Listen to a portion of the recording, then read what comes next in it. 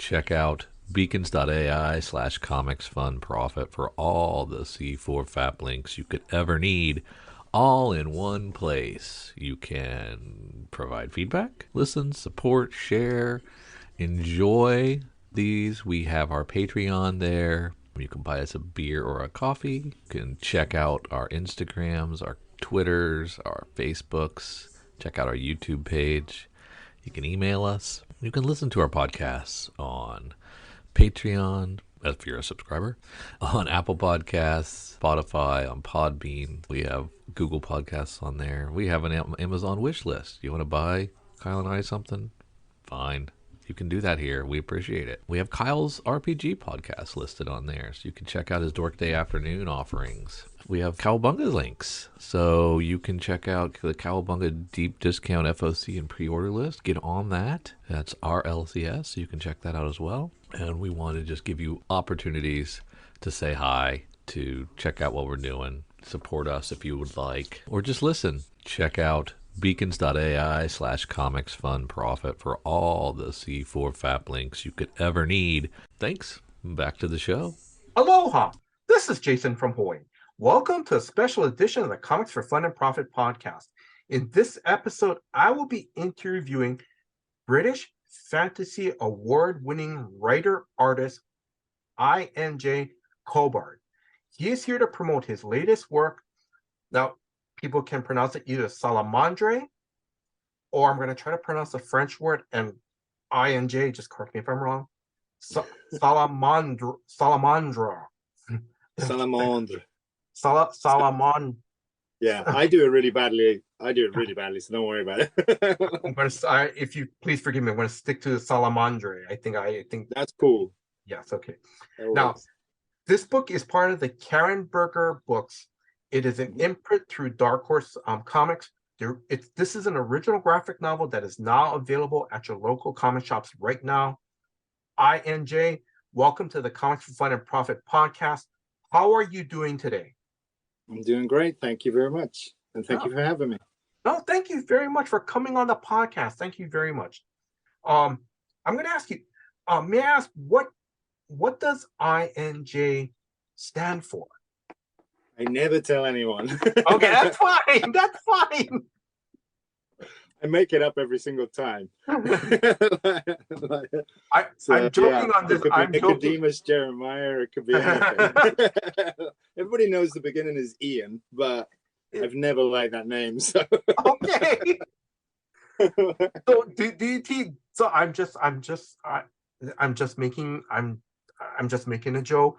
So at conventions, do you put a little sign say, "Pay me $10 and I'll really tell you what I.N.J. stands for"?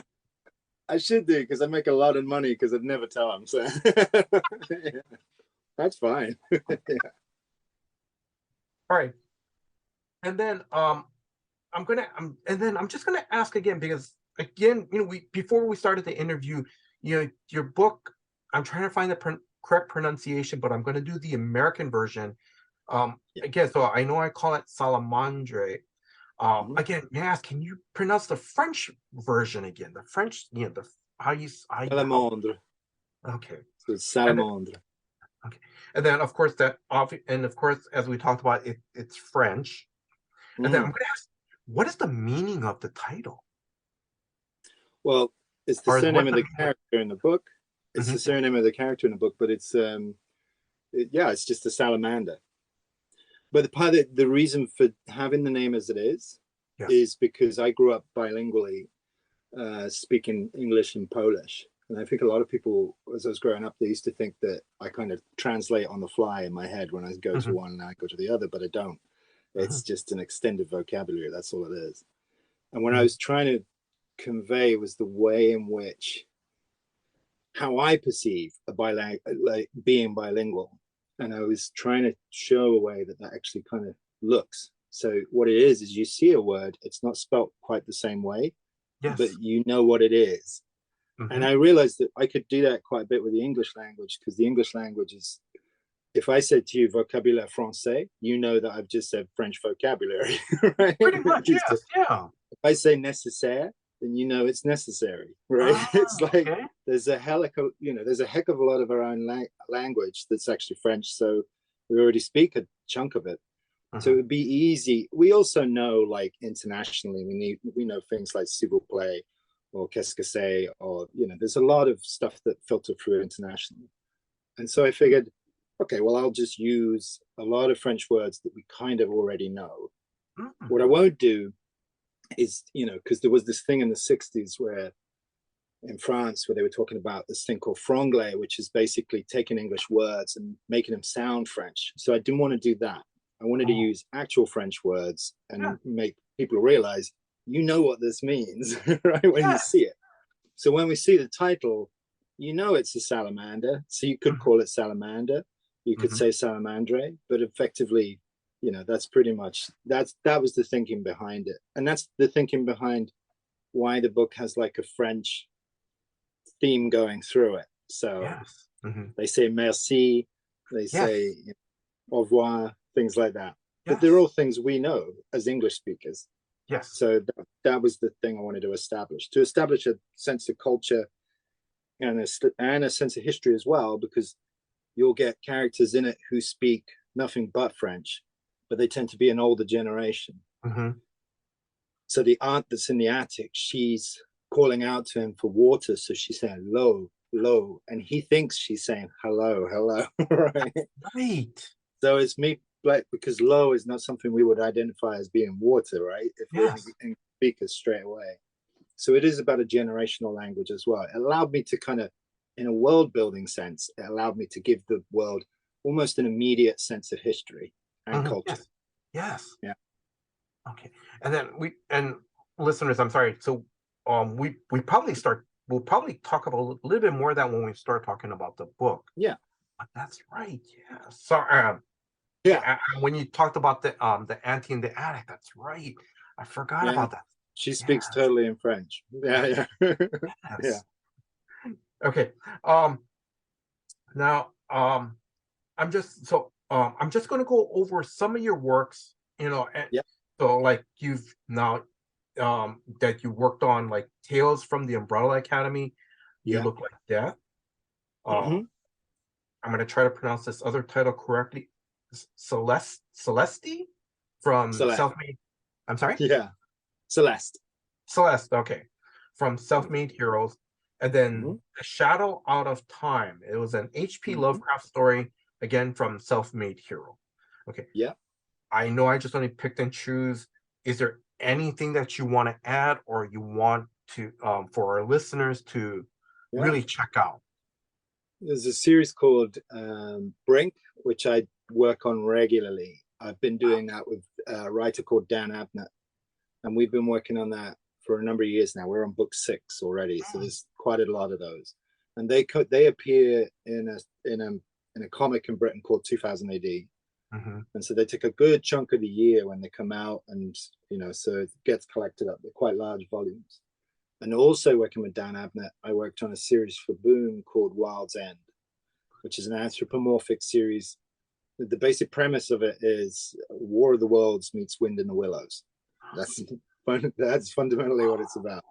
So, and then, and the Lovecraft books, I did about 4 of those. I kind of fell into doing those. I was hoping to do something else, but then that was the thing that sold. And so I did those for a number of years. It was a good way to kind of get used to working by myself, just working with the writing and the drawing. That was good fun to do. And then it was great working with Self-Made. I did a lot of books with Self-Made Hero. They're a brilliant company. And I'm trying to think what else now off the top of my head. And of course, a lot of stuff through Dark Horse and and I started work.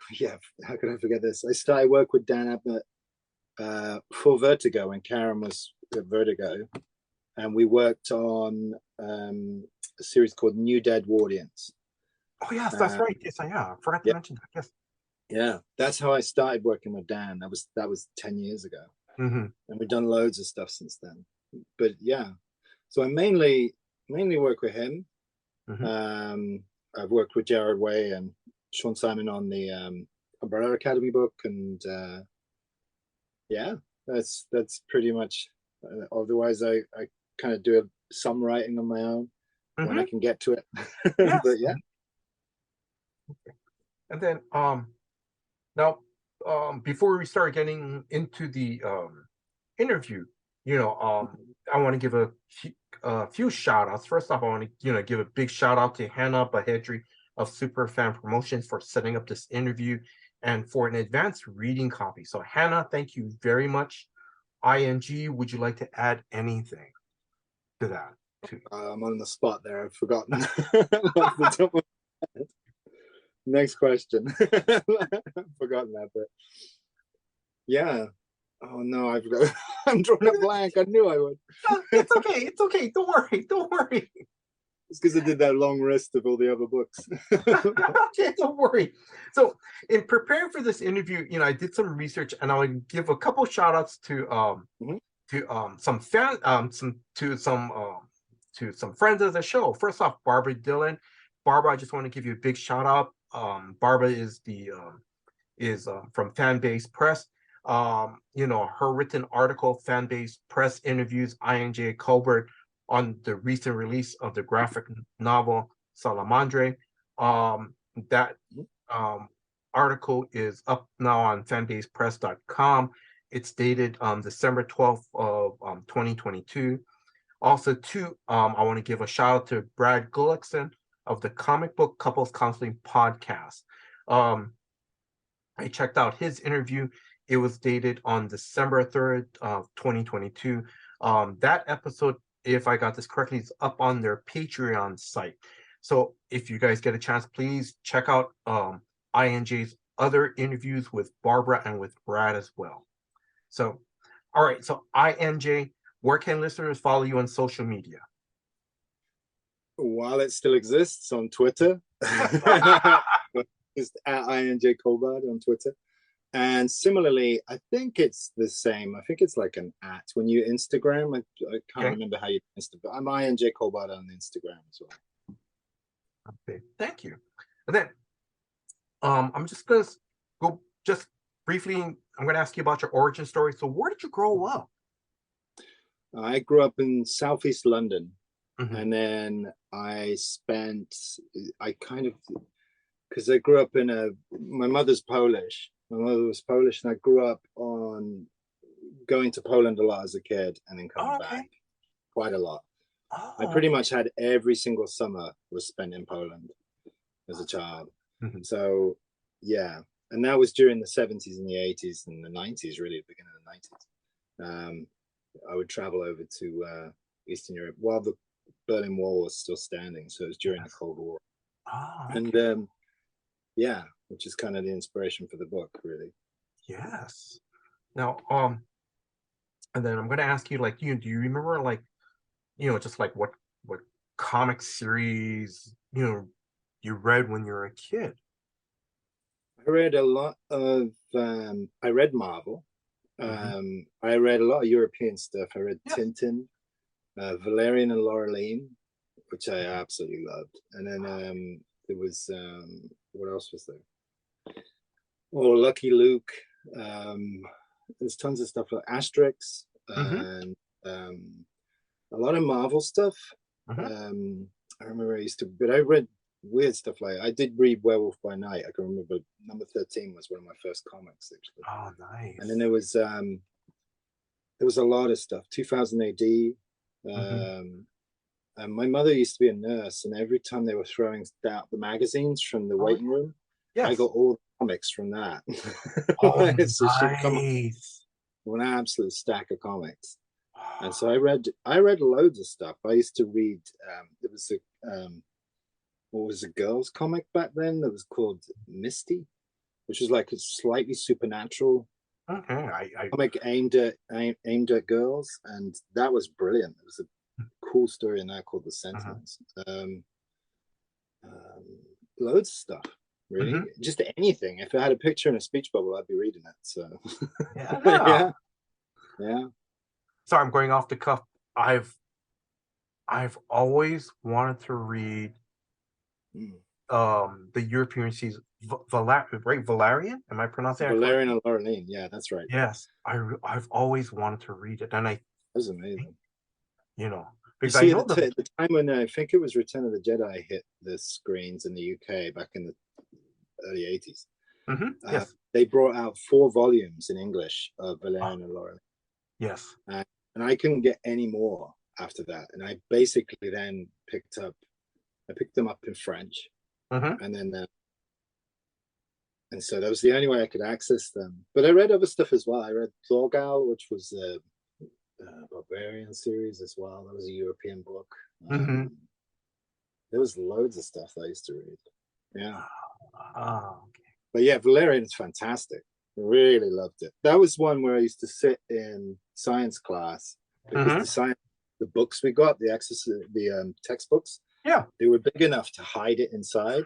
Yes, so I used to sit there at the back, reading Valerian and Laureline, looking like I was studying. It was great. I didn't do very well at science, but I draw comics, so it can't be that. You were preparing for your future. That's what you're doing back then. Yeah, I was totally studying. All right. And then and how did your journey start working in comics? How did that start? Well, I always wanted to do it, but from very young. I remember one time I tried out for Vertigo when I was about 19 or 20, I want to say. And then they said, oh, this is when they had an office in London. And they said, why don't you come by with your stuff? They liked the folio. And I chickened out. I couldn't do it. So I went off into, I studied film and TV. Well, no, what I did was I did an illustration course, and to the side of the illustration course, like one of the ways that you could do it was you could do an animation course. And I figured animation will lead to storyboarding, so it's kind of like comics. I'll do that because back then there were no comics courses.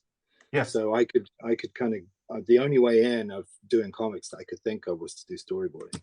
So I did that, but I also love film, and so I became a filmmaker. I basically made film and TV shows. Well, film and TV stuff.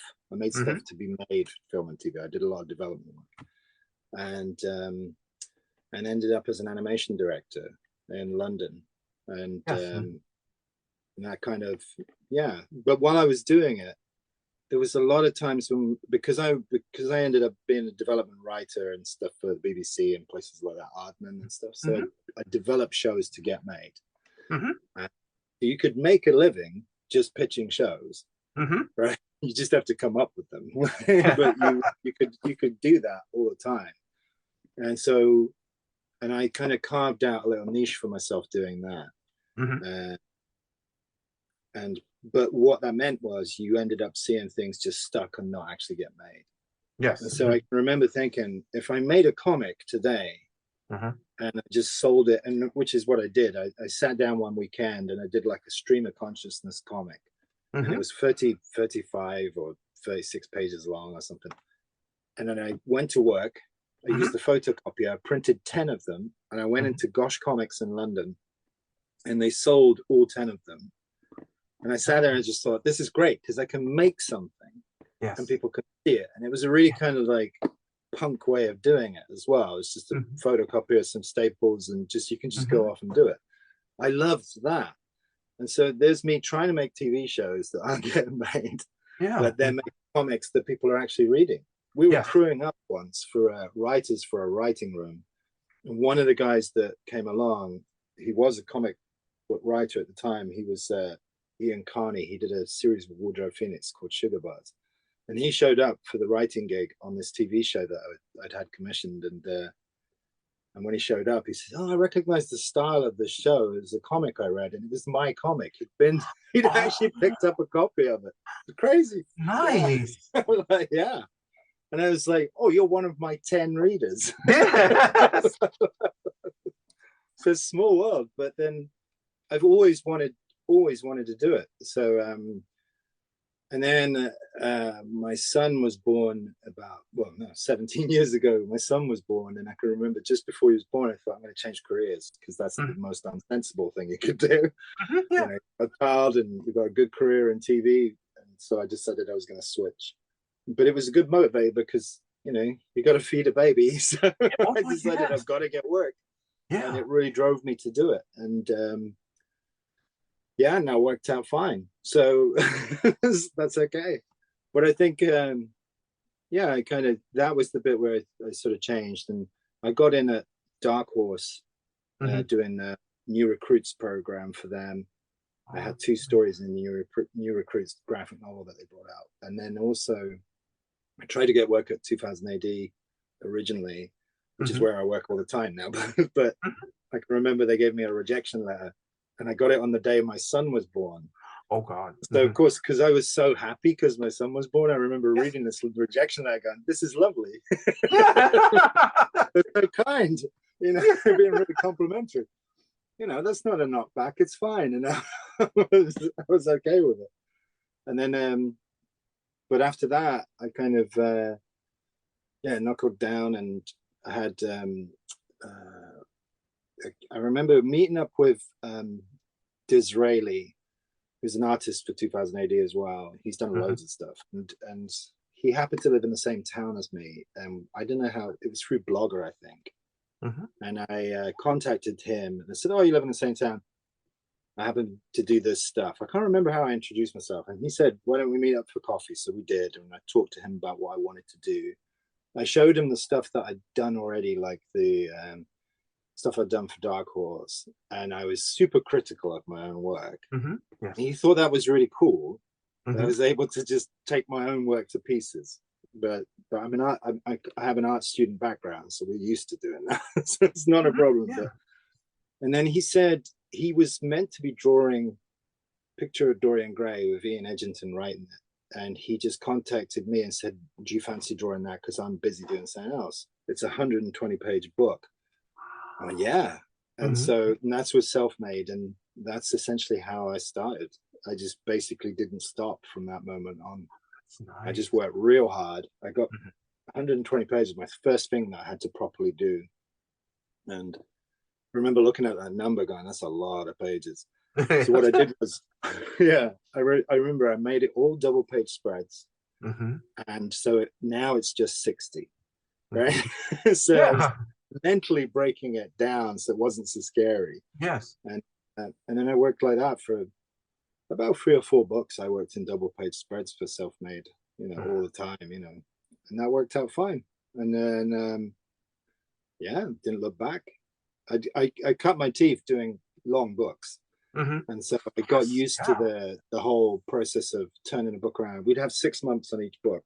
So it was intensive, but it was good training, really, to get ready to do all the other stuff that was to come, Yeah. It was good fun.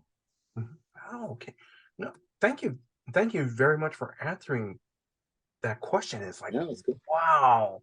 But for you to, to actually meet someone that lives in your town, for them to literally give you the time to talk to you. Enormously grateful. Yeah. Yeah. That is great. Okay. I'm sorry, I'm going to move on. We're going to move on to Salamandre. Now, before we start asking, I start asking questions, I'm going to read a quote from artist Christian Ward. Culbard is a master storyteller. I can't think of a single comic creator so adept at immersing the reader into another world. Every character, every scene, and every moment, regardless of the wild imagination of the plot or I.N.J's brilliantly styled artwork, is soaked in utter realism and baked in drama.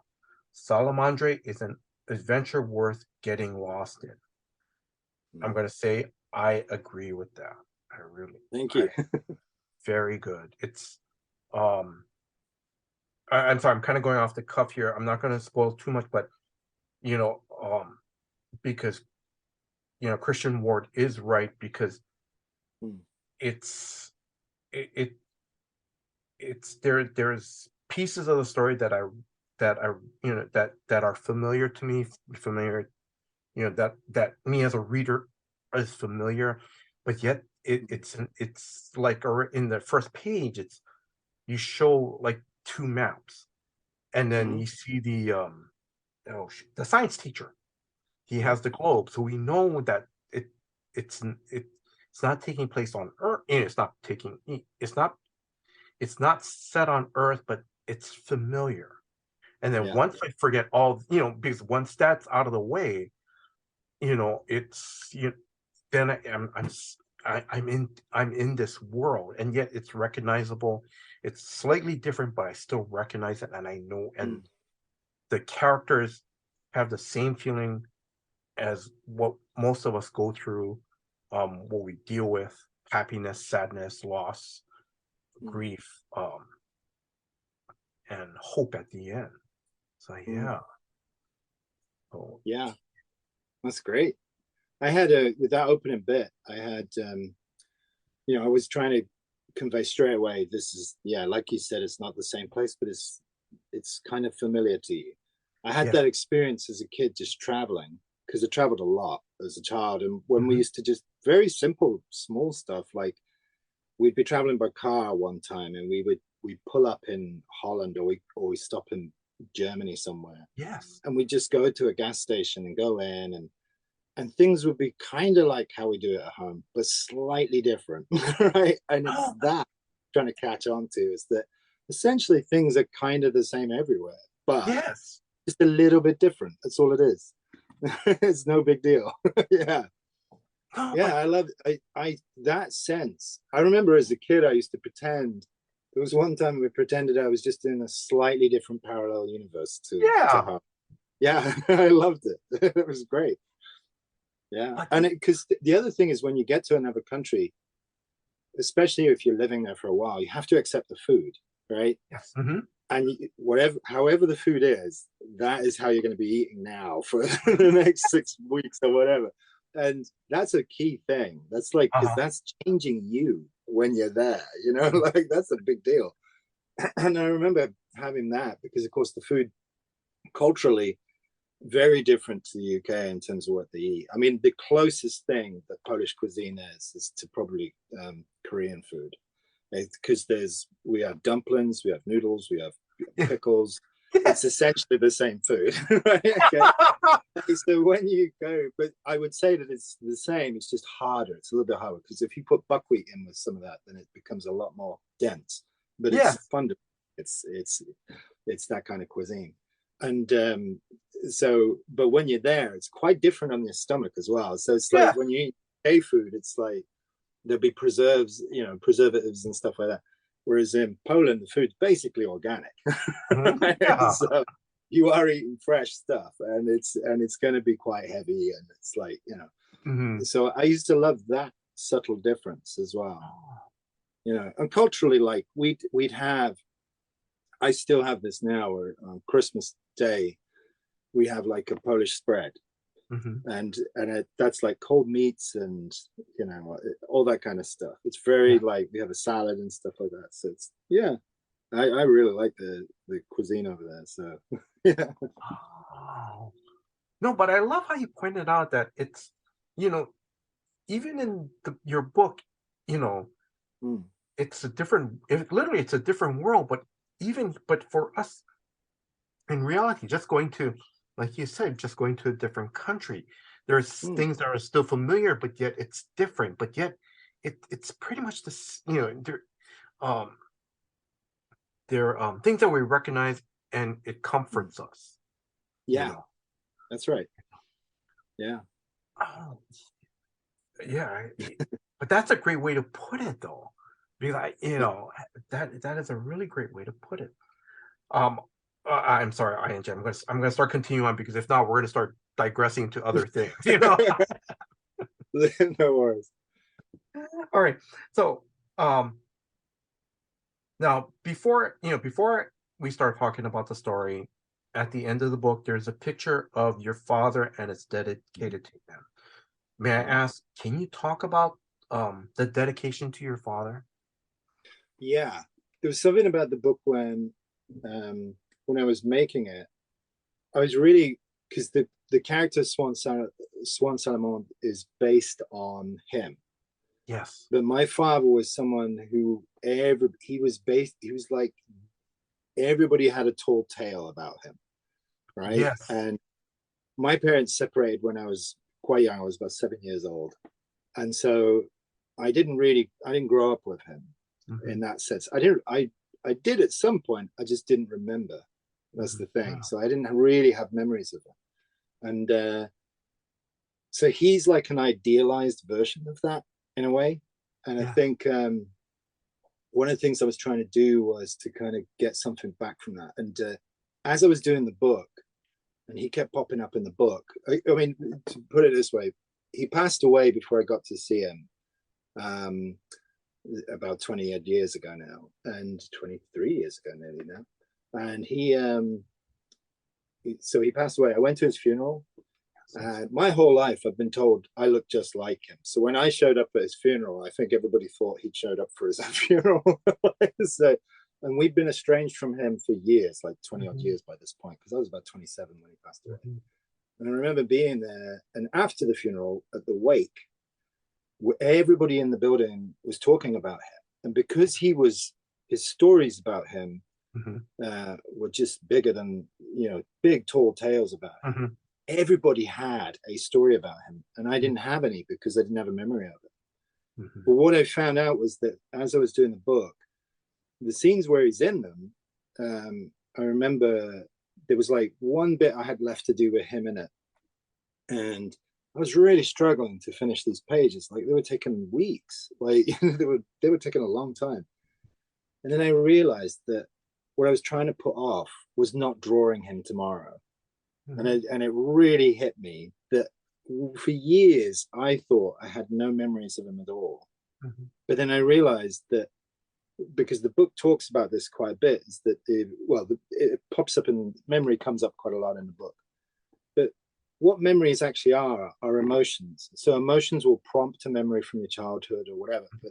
And the actual telling of the memory, when we say to somebody, there's this time when I was down the shop and stuff, all that stuff's made up.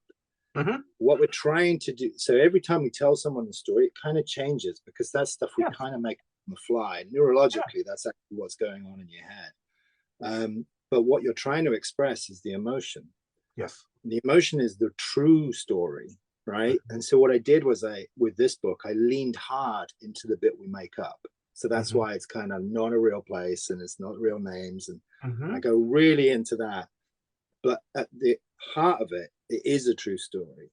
And I realized that with that in mind, because that's essentially what the book is, I realized when I was not going to be drawing him the next day, it suddenly occurred to me that I did have memories of him. They were just emotional ones. They weren't biographical. I don't remember sitting in a car with him, but I absolutely remember how I felt about him. And that's the bit that stayed with me. And I just thought, as you know, if we do art, it's always great if you can get something back from the art. And for me, it was very much that. So that dedication then went into the book at the very end as a consequence of that feeling, because I just thought, this is mad. I didn't expect this from my own work, but absolutely, yeah, it was amazing. I'm going to ask an off-the-cuff question. It's not written on before I start going into details, because like you mentioned about when you went to your dad's funeral, everybody had these tall tales about him. In the book, Kaspar is the young boy. He's the central character in the story. And then he's the one that has all these tall tales about his father. Yeah. That's right. Yeah, and he can take those away, because I can remember things like, because my father worked in Dubai for a chunk of time, and there's a lot of stories about things that he did out in Dubai, and it just, a lot of them are just tall tales, they're just made up. But it's fine, at the heart of it, somewhere there's a truth. That's the thing with it. And then also too, I forgot to write this down, but also too, because Kaspar is an artist. he creates his own comic, and the main hero of his story is his dad. Was that? Yeah. I'm going to try. I don't.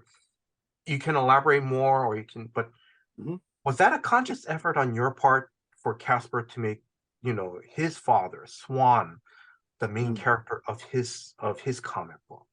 Was that a? Yeah, I felt that, like, in that, because it's more of an idealistic notion of what my dad, they're kind of memories that I made from the emotions. But it's like, if that was the case, that probably would be the situation. I was talking about this, funny, because one of the things that struck me was I grew up in a family where I was the only boy, basically, because my dad wasn't there. So I was with my grandmother, my mother, and my two sisters, and various aunts as well. Like, that's how it was. And I can remember that one of the things that struck me was when I drew the scene in the kitchen, it's a square table. Yes. Now, I grew up in a house with a round table, right? And the funny thing is, it's like, so when you sit down at a table, there's no hierarchy. Nobody sits at the head of the table. That's right. I used to go to friends' houses, and their dads used to sit at the heads of the table. And that always struck me as a bit weird, because I didn't get, why does he get to sit there? Yeah, What's that about? And yet he does exactly that in the book. He sits at the head of the table. Technically, because he's closest to the kitchen, behind him is just serve the food up. But I thought, I wonder if that's like a subconscious thing of how I see families where there's a dad in the family, because I grew up thinking it was weird that dads got to do that. There was numerous times where I'd visited friends' houses, and I'd have the dad come in and shoo me out of that seat because I'm sorry. And I can remember, like, thinking just how bizarre that was. But then now, like, weirdly, as an adult, and I hadn't realized I'd done this, but my kitchen table in my house is around, I'm raising two boys, and it's a round table. There's no hierarchy around that table. So they didn't grow up with that either. So yeah, it's a bizarre thing. It's like small, but I thought about it in that, in terms of those sorts of things as well. How would it be? And I think that, and those things kind of came out naturally. Yes. And the sort of things you don't realize that you kind of take for granted, that that's what people in families tend to do, Yeah. Right. Now, for our listeners, I'm going to ask you,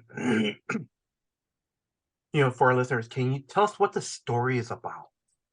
So it's a young boy who loses his father and loses himself in his grief. And he's sent to a country which has lost its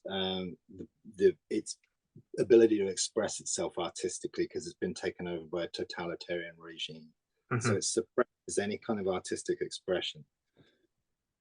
And so he goes to this country to kind of recover after the loss of his father by going and staying with his grandfather in this place. And it has secret police in it. It's got resistance. It's got all sorts of stuff. And it talks a lot about art and the importance of art and the importance of memory and things like that, not forgetting things and that kind of stuff. So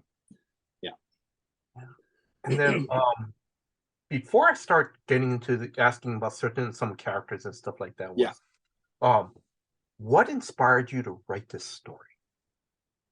So I pitched loads of stories to Karen, and every single one of them was falling apart and failing. And then I got to a story that looked like it was going to happen. I remember doing the breakdown for it, and it just fell apart during the breakdown. It wasn't working. And I was trying to get to that whole thing of establishing a connection with the story and being able to get to the heart of something, emotion, talk about emotional content. And I rang my sister, who's a novelist, and she said she's a writer and a novelist. And I said to her, how do I make people cry, or anything like an emotional thing? Yes. Because it's the honesty, it's the truth of the story and stuff like that. And she said, take a situation from your childhood, a dramatic event, make that your finale, and work backwards from there. And that's literally what I did. So I took an incident that happened which is in the finale of the story. Yes. And I asked myself the question, what was the responsible adult in the room at the time thinking? And then I worked out what that might have been by going backwards. But by taking actual scenes from my childhood and reinterpreting things and then piecing them all together into this, essentially a story. I was drawing on a lot of experience. And there's a point where it goes off into the tall tale of what happens in those, each of those scenes. But yes, the fundamental beginning of those scenes, that's all true. That actually happened. So I had things to definitely pull from, because I mean, just going over there was, those summers, they were quite eventful. We had loads of experiences. We'd go mountain climbing. And I can remember once we got lost in the clouds in the mountains because we were coming down at the end of the day, and there was this ridge we were walking along, which was like 0.5 meter across, and all of a sudden the clouds, the air is coming up, and so there's big, thick white clouds coming up the side of the mountain, and you get covered in, you're covered in, you can't see your hands, let alone the ground beneath your feet.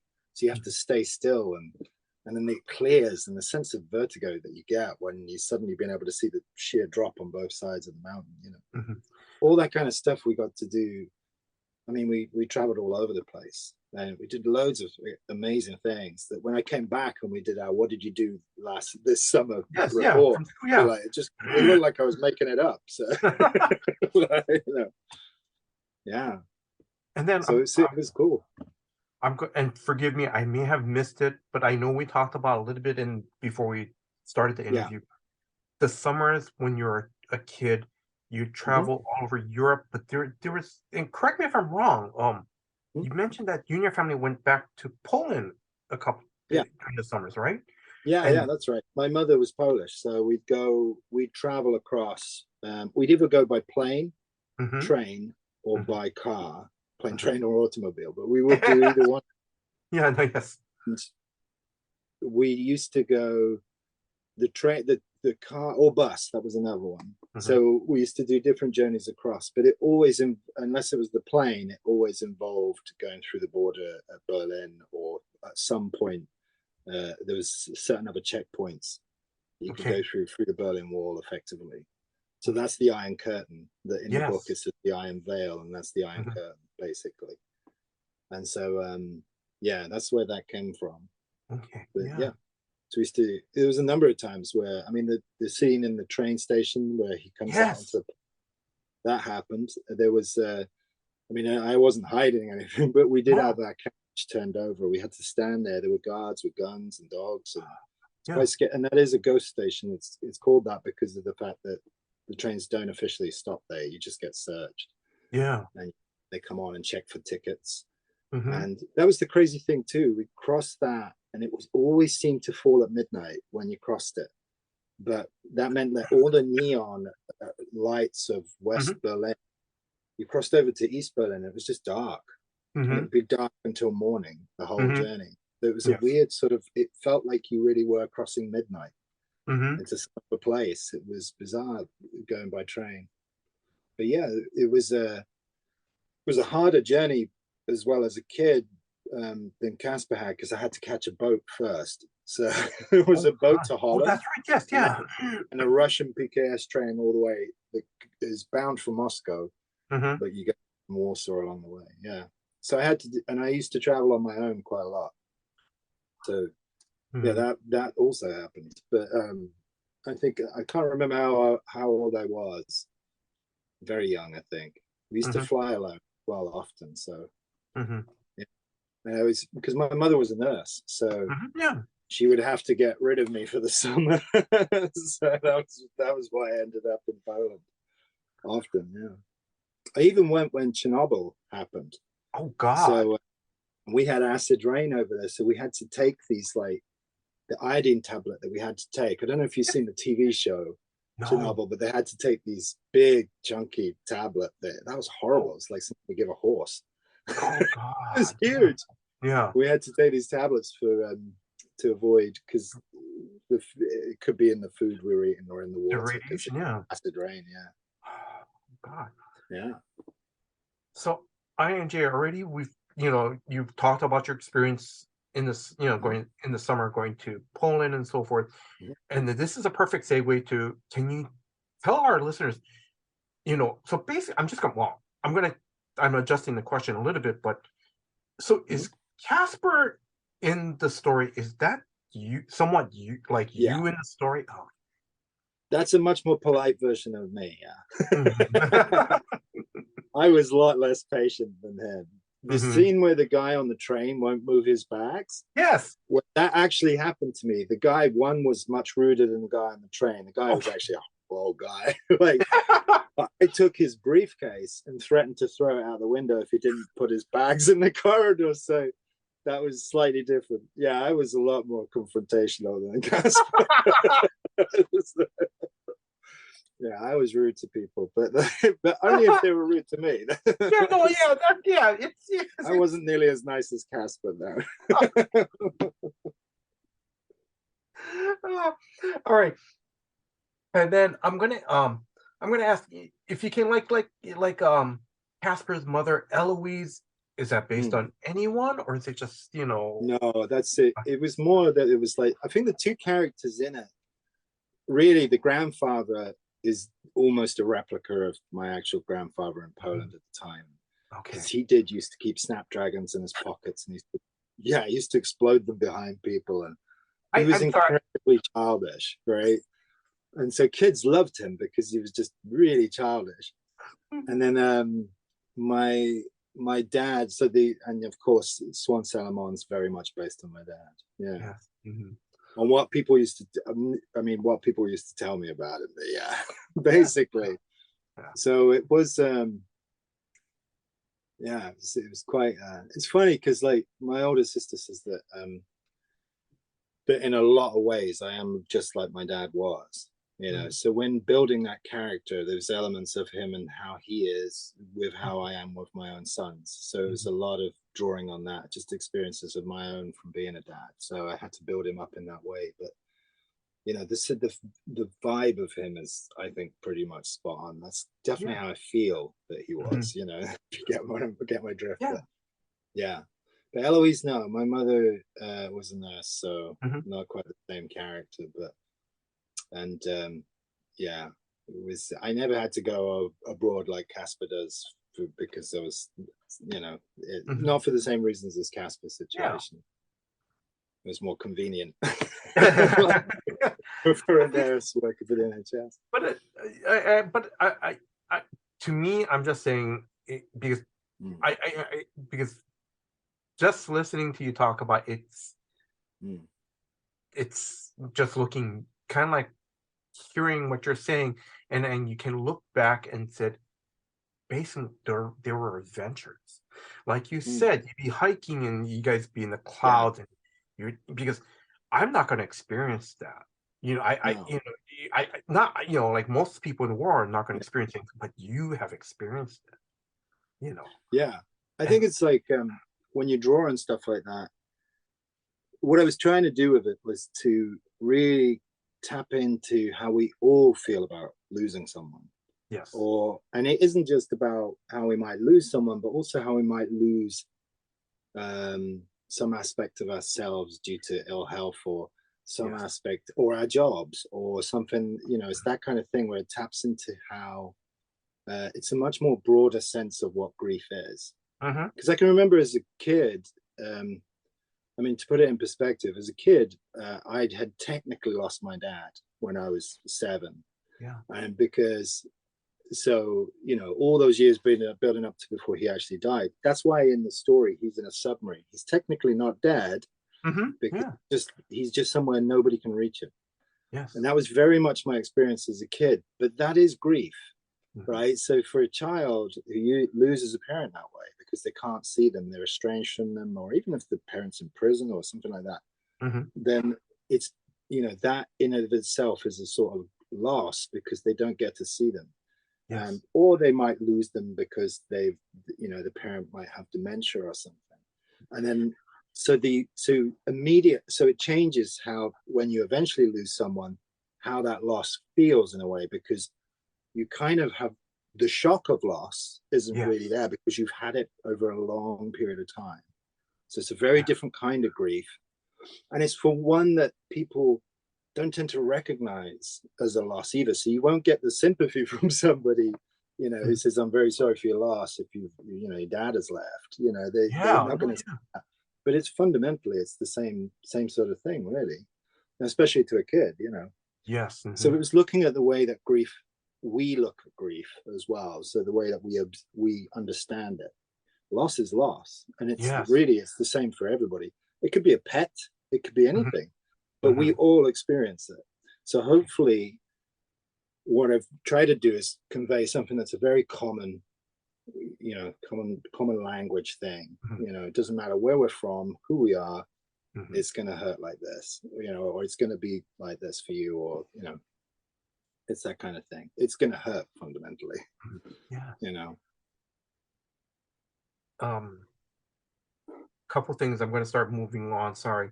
One character I want to touch upon is in the Iron Veil, Kaspar meets I'm going to butcher her name wrong. Is it Melisande? Yes. Yeah. So I'm going to ask, was Cruella de Vil some type of part of an inspiration for her? Because the white hair? No, not only the white hair. Right. Her and Kaspar and Delphine go into her house, and I'm sure if you would have drawn 101 cats. Yeah. She was based on an artist that painted in Poland that my grandmother knew. And she was a woman who my grandmother paid her to paint all our portraits, right? Nice, and so we would go and sit for her, but her house was full of cats. Right? So you went to go and sit down on a chair to go and sit for the painting, and you had to move the cats out of the way constantly, fighting for seats. So that's based on a real person. But I don't actually I can remember doing that, but I can't remember the person really. So what I did was, she is like an amalgam of practically every art teacher I ever had that was good. So rolled them all into this one person. But there's also an aspect of my own view of what I was doing career-wise at times, and, you know, wishing I'd got back to certain things, and because that definitely comes up for artists all the time, you know. So she was an element. There were elements of her that were parts of me, and also a lot of art teachers, you know. Yeah. All right. Yeah, thank you very much. Let's see. My next question is, because this to me, because I noticed this in the story, is like, what is the significance of Swan's good luck watching the story? Because it's carried through, because I see when Kaspar is either sleeping or he's ready to fall asleep, you have the words very vivid: tick, tick, tick, tick, tick, tick. Is there any significance to that, or? Yeah, primarily it's the passage of time. Okay. It's that whole idea of like life keeps going on regardless. The watch hasn't stopped when he passed away. It just is still going. But it's also the constant reminder. You're not going to forget this. You're not going to forget this. It's the constant background reminder of that going on. So it is two things, and it also is used as a stress thing as well. So it's very much like a stress-related element too. So it was, you know, when things are building up, then that comes into play as well. But yeah, the significance was to do with just the passage of time, people coming out, you know, not being there or being reminded of them perpetually, you know, because there's moments where he's trying to forget things in his mind, and he's trying to put things to the side, and you can't ever really forget. But there's also other reminders, like the cards on the wheels, they go tick, tick, tick. The indicator on the truck is tick, tick, tick, because it won't switch off. And so there's always something that's reminding him all the way through. Okay. All right. And it's quite telling as to when it's not there at the same time, because obviously there's moments where it's away, and it's not there. And so, yeah, it does come up. Okay. Now, behind the iron veil, you know, you have that, you know, they can't have flowers. There's no flowers. There's no music. Yeah. Basically, no freedom of artistic expression. You know, is there a deeper symbolic meaning in the story? Like, part of me wants to ask you, why did you pick those? You know, yeah, I think it's to drain the world. It's to drain the world of any kind of color, or there's a certain, the beauty of the world is something that doesn't matter where you're from. Like, you can share aspects of that. Like, so for example, a universal language is music, right? So dance, or just anybody getting a rhythm on, that's like, you get that everywhere. So all those unifying things are taken away. So you can't have those because you're not to unify in that way. You know, it's that sort of thing. And there was other aspects of it, like things like but I like brutalist architecture, I've got to admit. But the idea that like a concrete box of a house has no characteristic about it. It has function, but it doesn't have any history. So it's eradicated any sense of history of the place by replacing everything that did have character and history with something that has nothing. There's a big amount of that in the 1960s in the UK, when they were repairing, after the Second World War, when they were repairing parts of London, and they were looking at concrete everywhere. So there's sections in London, like the South Bank Centre and the Barbican and stuff like that, which were, I know it's the South Bank Centre, but they were basically concrete everywhere. And there was a writer called J.G. Ballard who was objecting to it all the time because he felt that it was that to him was what was becoming of the future. And he at one point said the future is boring because it does drain out a sense of character and history, especially in a central place like London, to have those things happen. But now, since then, those places have become a part of that as well. They've developed their own history, and they have a sense of character as well. So, but I wanted to be able to pick something that was quite devastating to that notion of, you know, historical value. That's why I said the artistic quarter has got all these old buildings and character in it, color, and then you get to this new place which is just devoid of color and hasn't got anything about it. Yes. Something, anything to kill the imagination, basically. That was its objective. And I was also looking at the way that in communism, you know, worked well. And I say in terms of the way that Soviet artists were used in propaganda to sell a vision of the future. But then once those parties got in place, they just essentially undermined all that and got rid of the art afterwards. But always when you look at those things, they're always looking off into the distance, the sculptures. And it was always interesting to me the way that there was, because they're trying to make you think about the future rather than the present right now, the terrible conditions and things like that. So it was the way in which art was used. So when we come back to that thing about Melisande, it's about the way that artists are used to convey things as not as the way that they actually are. They're not true. They're sort of just, they're depicting something that's a lie, effectively. And an artist's duty, as I see it, is to truth. And so it's really important that that's the way she kind of sums up the whole thing of, like, when she's talking about statues and tearing down statues. Yes. The important thing in that is that it is, to me, it's the life of a statue is it's put this deeply symbolic reason why they put the thing up politically is equally a symbolic reason to tear it down. So, you know, it is the life of a statue. Yes. Its destruction is inevitable because that's what it was put for. So that we address what the issue was, take it back down. That's the life of a statue. To me, it is. That's the artistic life of it. You know? Oh, okay.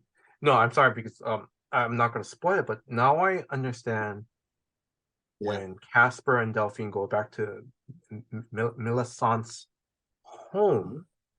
There's that one, you know, I'm not going to spoil it, but now I know why. Okay. Okay.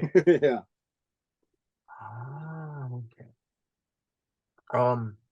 One thing I wanted to ask, and it's an off the cuff question, is because in the story, you know, how Eloise and Caspar, they talk about the Iron Veil. It sounds like this dreaded place.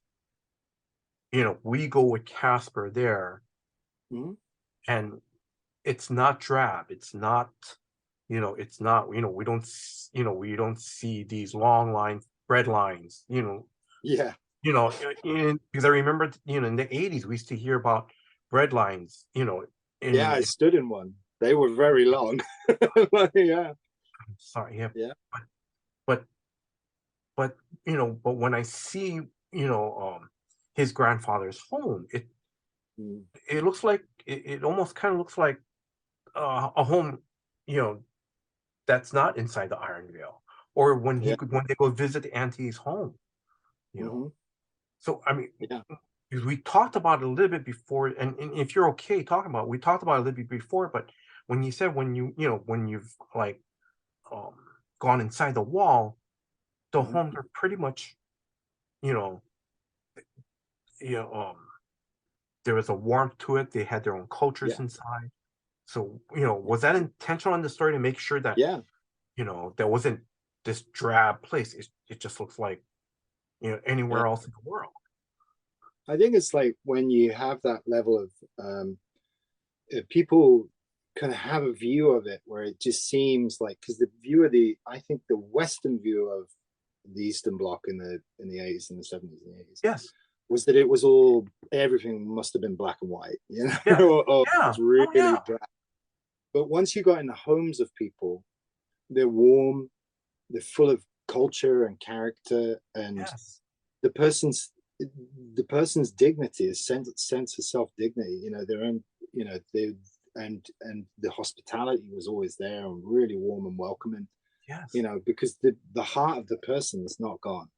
Mm-hmm. That is like, then I think they always make it sound so horrible, but in actual fact, the apartments inside were really nice. Like, in terms of, they were really nice and warm and welcoming. So it was an attempt to kind of, I don't think it was an attempt. It was just how I remembered it. Really, Yeah. it was. I think it was not trying to show it in any particular light. It was just kind of what it was like. It was, the houses were warm and welcoming, and much to the contrast of how they may have appeared on the outside, if there were these concrete blocks and things like that. Yeah, absolutely. I had an uncle who lived in one of those buildings on the outskirts of Warsaw, and inside it was really cool, really nice, apartment that he had. The family, the love in the family is still there, and the sense of dignity the family has is just, it's not stripped away. I think it's possible anywhere as well. I think it's just, yeah. That's right, because when Caspar meets his auntie and uncle and his cousin Delphine, that's right, because now I'm looking back, it's like, the auntie's always loving. She's always, she's you can tell, and also there's a strong mother bond relationship between the auntie and Delphine, because she's always going, oh yeah, Caspar, we're saying this because Delphine wants to make sure that you're coming home tonight or something, and you hear Delphine go, "Ma," Yeah. that nice loving I think it's relationship. like, yeah, because the kitchen I think you spend a lot of time around people's lounge or kitchen tables. It's like, not lounge tables, dining tables or kitchen tables. You spend a lot of time in that environment where it's the heart of the house. Yes. And fundamentally, what you are sat with is the heart of the home and the family itself. And so you share a moment in that, like, the love and warmth around that table from that family. You're going to be privy to it, even when it's like where they're shouting at each other or something like that, because every house is like that. And you quite like that, is that when we interact with other people's places of, we go to someone's house, we're welcomed to the place where the heart of the hub of the house is, the heart of the house actually is, which is usually the dining table or the kitchen table, that sort of thing. I quite like that. That's something I was trying to definitely push across. Oh, okay. No, but thank you very much. Sorry, INJ, I'm going to try to start moving us along. No worries. That's fine. Yeah. So, now I'm not spoiling too much, but a note is given to Kaspar by Millicent, and I love part of her quote from this note. I want to thank you, Kaspar, for reminding me, for waking up my imagination, because it takes imagination to remember the past, and it takes imagination to picture a better world, and to want for a better future. I just love that. I just love that. That was great. That was one of the things that stuck with me from the book. Yeah, that's great. You know, I think it's like I think it's really important to be able to access the imagination in that way, to be able to, because it is about like remembering stuff is about imagining. Because like I was saying, we don't really when we remember stuff, we kind of build it up. So it's important to tell tales around the table. It doesn't matter if it's true or not. What's important is that the heart of it's true. But all the stuff we sort of confabulate those stories as we tell them, but they are really fundamentally important. And they are, I think about the fact that, like, when people say, oh, I couldn't tell a story, but we tell stories all the time. We do it all the time. Whether we come home from work and give an anecdote about something that happened at work, or somebody gossiping about somebody. I mean, who doesn't love gossip? So it's like, yeah, it is looking at that and thinking how important that is, but also recognizing how the imagination, how important it is to, that's the thing that's going to help you further down the line. Yes. In terms of thinking of a way out of this, you need the imagination to be able to do that. So exercise it, make a story up. Yeah. All right, I'm going to start slowly wrapping things up. So how did you team up with Karen Berger again for this book? Because I know you correct me if I'm wrong, you worked with her about 10 years ago with Vertigo. And because you got to correct, so so how did you team up with her for this book? So and I know you mentioned that you were giving her stories already, or pitches. Yeah, so we worked on everything. So basically what happened was she got in touch with me in 2018 and said that she was working on a book with Christopher Cantwell. That's what I forgot to mention earlier. Christopher Cantwell. So she said the book was called Everything. And she wanted me on as the artist, and I said yes before I'd even looked at the things because I just really wanted to work with her. But luckily, the Chris's story is fantastic. Really enjoyed it, and working with him was an amazing experience. It was brilliant, and of course, working with her and the team at Berger Books was fantastic as well. Because I found I learned a huge amount from doing that. And the thing is, all the stuff I learned, just technical stuff as well. There was a coloring method. Adam Pruitt, who is one of the people at Berger Books, and he talked me through the whole process of the coloring process for Dark. We just worked with each other on that really closely. So I learned a ton from that, to be able to put that back into everything else I do, like when I'm working on Brink or whatever. And just a lot of stuff. It was just a brilliant way to work. And then after we'd finished those, she mentioned wanting to work on more stuff, and then she said, have you got anything you want to be able to write? So I did. I then started pitching like crazy. I'm not going to let this one get away. And then and then out of that came this, basically. So that's how that happened. But yeah, I couldn't believe my luck. I mean, the thing is, it's like I've loved the stuff that Karen's been doing since Swamp Thing. And one of my favorite early books that they did was Enigma, which was for Vertigo Books, and it was Duncan Fegredo artwork, and Milligan was the writer on it. Peter Milligan was, and I love that book, and I loved loads of books, because during that period of time, there's a lot I loved about cinema, and there was a lot. This is in the early to mid 90s. I loved about cinema, and a lot that I loved about books at the same time. And I mean, there was a lot of stuff at the time. There was all that. I mean, Pulp Fiction had come out, and so I mean, Vertigo is your comic of choice. The comic publisher of choice at the time in terms of if you Tarantino or those kind of movies, and Jim Jarmusch movies as well, because I love Ghost Dog, Way of the Samurai, and all those sorts of films were coming out in the 90s, and just the Vertigo stuff was fantastic in a kind of, because the way I look at it is that you got film and you got literature, and right in the middle of those two is comics, because it can do both. Yes. And that's what I love about the medium, more than anything. Having worked in film, I really love working in comics, because you've got so much that you can do, that such a broad amount of things that you can pull off.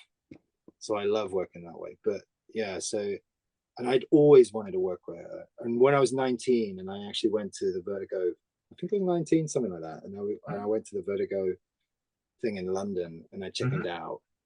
I can remember thinking to myself, before I hit 40, I have to have done a Vertigo book.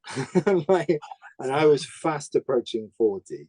Yeah. And I remember I just managed to get New Deadwardians done just before my 40th birthday. So I did it. But and then just to get to work with her at all after that was just like, because obviously Vertigo closed down, and I just thought, that's it, not going to get to do this again. And then out of the blue, I got this email. Well, it wasn't an email, it was through Twitter. She sent me a DM, because I'm just not contactable any other way. So, and yeah, she got hold of me, and then we started working on this stuff, and it's just been brilliant. It's been really good to work with her, and every time I do a book, I learn a hell of a lot, like I did from this. In terms of it as a work of art, working, what you get from art, that was huge. It was a big surprise. So it's been fantastic. Every time, we're in a moment, we're in communication, because I'm pitching something at the moment, and it's very early stages, but it's getting there. And then we're talking a lot about that right now. So we're going to be doing it again. But nice. Yeah, it's been fantastic. I've been really fortunate in this career to have worked with the best people easily. I've just lucked out every step of the way. It's just been brilliant. I mean, working with Matt Smith at 2000 AD, Daniel Shaban at Dark Horse, working with meeting Disraeli, like I did way back when he put me onto that book, working with Edgington, working with Dan Abnett. Just been really lucky. It's been great. So yeah. That's really nice. I know right now you're in the early stages of something right now. I know you can't talk about that. I'm going to ask, is there any future project that you're okay talking about right now? Are you currently I'm working on, the only one I can really mention is that I'm working on the next series of Brink. That's unfortunately all I can talk about. No, I can't really say what the other Karen Berger project is, but it will be if it works out. I never assume it will do, so I always play that one like, this isn't gonna work. But it's the best way to do it. But yeah, if that happens, fantastic. I'll be really pleased. But yeah, so yeah, there's more stuff coming along all the time. Yeah. All right. So I.N.J, I'm slowly wrapping things up. Do you have a favorite convention moment, whether as a fan or as a creator? Oh, that's a really good question. Oh man. As a creator, I guess generally, like, it's really good when people come up and sit down and have a long conversation with you at your table. Yes. It's notable. But I get to do stuff in France. I'm published in France as well, and the sheer like range of people that come and read your books in terms of the demographic, it's so broad. It's like it's massive. So that's really cool. That's nice. And but it also, the demographic generally in the comics in the UK has changed a lot over the years as well. Since I started, it's kind of like, it's good to see, like, just in terms of age, you know. Yes. Yeah. But I love it that when you're in like France, you've got somebody who's like 8 years old comes up, and then you got somebody who's 88 years old comes up. And that's fantastic. But yeah, I think yeah, and as a fan, that's a really hard one. I never go up and say hello to people. I get really nervous about saying hi to people whose work I love, and it's like, can you sign this? Okay, bye. Yeah. It's okay. I'm not gonna say too much. And yet, on the other end of it, if I'm sitting there, somebody comes up for something, I like to have a good chat. So it's really nice. But it's great.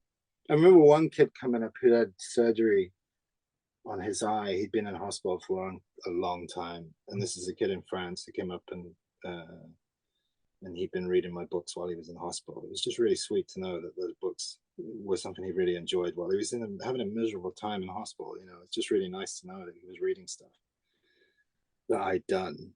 That was just, it felt real like honor to have been the book that he was actually reading. That's really really nice. There's lots of things like that. Yeah. People are really good when they come up as well. They're really nice. So yeah. Do you have next convention or store signing appearance in 2023? 2023, all I know about is that I'm at Angoulême, which is the French festival, which I'm going to be in Lyon as well, and Paris towards the end of January. Okay. But other than that, nothing else, I don't think. Yeah. Okay. I tend to be at home drawing. Okay. I never get anywhere. All right. 2 more questions. Have you and your family been to Hawaii? No, but I'd love to go. Yeah. No, it looks amazing, but definitely would love to go. Okay. That's something, yeah. Like, is it Waikiki Beach? Yes. And you get a view of Diamond Head from Waikiki? Yeah. Yeah. That's something that there's quite a few times. Yeah, I'd love to be there and be able to see that, and just walk along that beach and be able to see it. That'd be amazing. But there's a lot of that. Yeah. So, okay, now I'm making it clear to listeners, and if Karen Berger's listening, I'm just making fun of. This is a joke. So ING, what you do is your next pitch to Karen. Hey, I've always wanted. There's a story about this guy. Yeah. He lives in Hawaii. I got this idea for Waikiki Beach. Yeah. And I think me and my wife, we need to be in Hawaii for 3 months because we need to do accurate research. You know, a lot of research. Yeah. Yeah, absolutely. And I'm sure Karen's gonna go, if you do that, I'm there with you. Yeah. Every Friday would be budget on this one. That'd be great. Every Friday would be like a Mai Tai. It would be that Mai Tai meeting where you guys catch up on what the story's about. Yeah. Yeah, that'd be fantastic. I would not say no to that. Yeah. Okay. I would definitely leave home for that. Yeah. Come to Hawaii. That'd be brilliant. I'm going to say, I'll change the subject a little bit, but if you guys do come to Hawaii, I think, usually, because basically we don't have seasonal changes. All we have is basically summertime when it's hot, wintertime is the rainy season. That's basically it, Yeah. When it gets cold, it's not, it's not freezing cold, where there's no snow, Yeah. If you ever come across some newspaper article about, oh, it's freezing in Hawaii, it's 50 degrees or something, that's where you just kind of laugh and go, That's April. It's April for us. Yeah. That's short. No, it's really cold here. It's minus, well, I don't know what it's I don't know what the Fahrenheit Celsius conversion is. It's very cold right now. Yeah, it's really bad over here. And then in the summer we had impossibly hot as well. Yes. So our houses are built for cold weather, really. Well, they're not even built for cold weather that well. So because it's meant to be like this country that's just raining all the time, and it's not supposed to be that particular. It's an island, so but it's not supposed to be that great. But it's not supposed to be so extreme, and so we're now experiencing the extreme ends of that sort of temperature. Yes, so we get real hot, real cold.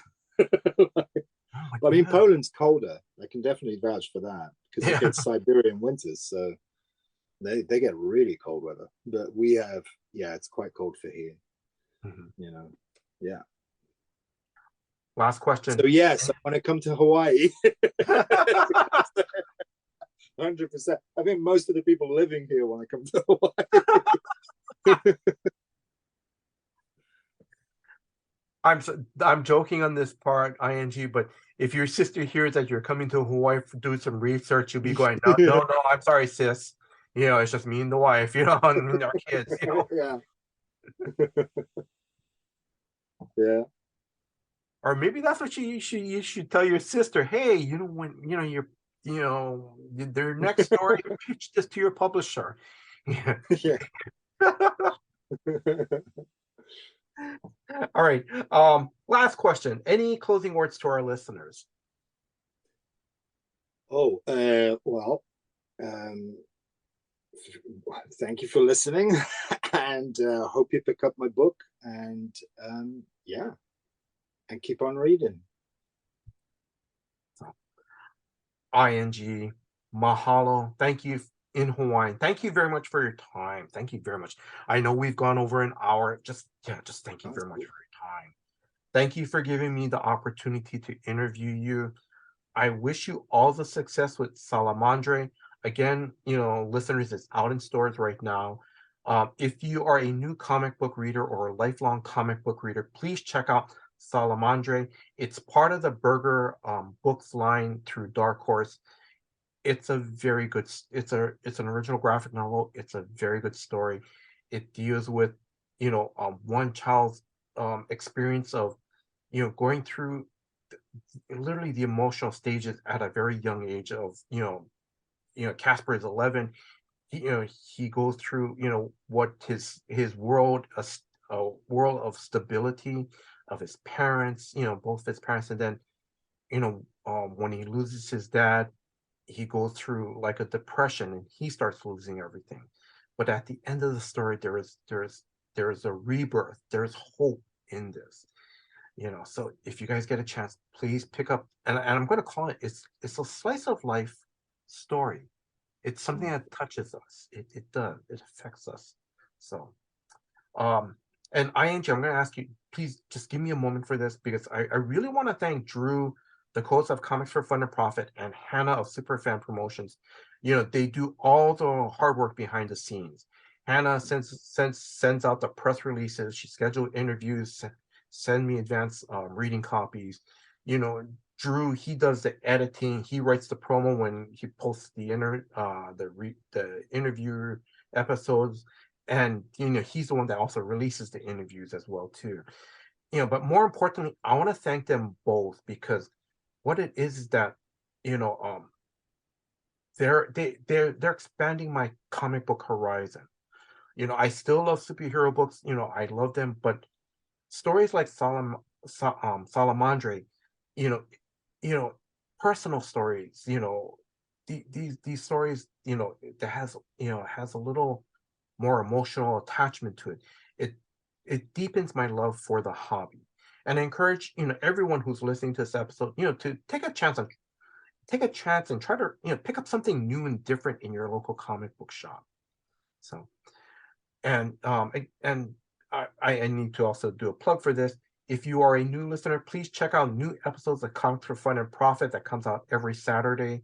And I want to thank you, the listeners. Thank you very much for your time. Thank you for listening to this episode. Until next time, guys.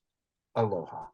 The good folks at Comics for Fun and Profit have been doing 2 episodes a week for quite some time now, and it's all thanks to, first of all, Jason, and second of all, our patrons who allow us to add the space on our server, broadcast more, store more, share more with you, the listeners. I'm envious of those of you who have unlimited storage and media server capabilities. We pay for ours here at the C4FAP. It ain't cheap. We thank you so much for those of you who go to patreon.com/comicsfunprofit and contribute at any level to say thanks, to say, I want to be a part of your Slack channel conversations. I want to get exclusives. I want to get early access. I want to get ad-free access. I want to get swag. I want to get some free stuff. Whatever your reasoning is, we appreciate it at any level because it does make a difference. So from the bottom of Kyle and I and Jason's heart, thank you for contributing.